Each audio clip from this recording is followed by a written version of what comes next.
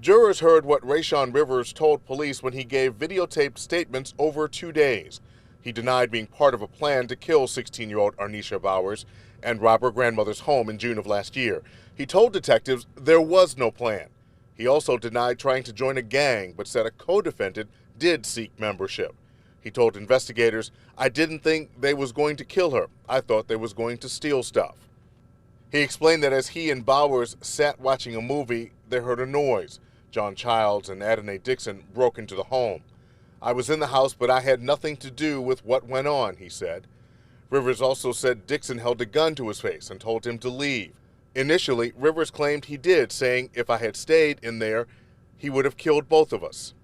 But Rivers eventually admitted remaining in the house. "I was scared the whole time. He had the gun to my head. I started crying. I thought he was going to kill me." Rivers told police Dixon ordered Childs to take Bowers to the basement. "Then I heard her screaming. I didn't know what he was doing. A couple of minutes later, everything was quiet." Bowers had been strangled with a cord, her body burned, the house ransacked and set on fire. At that point, Rivers says the three of them left and he went home.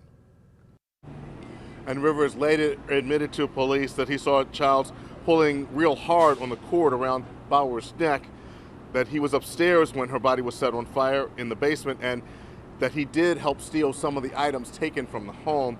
He also claimed that he was afraid of Adonai Dixon, and when asked about going to jail, he said that he was afraid of that too. Reporting live from downtown Baltimore, Barry Sims, WBAL TV 11 News.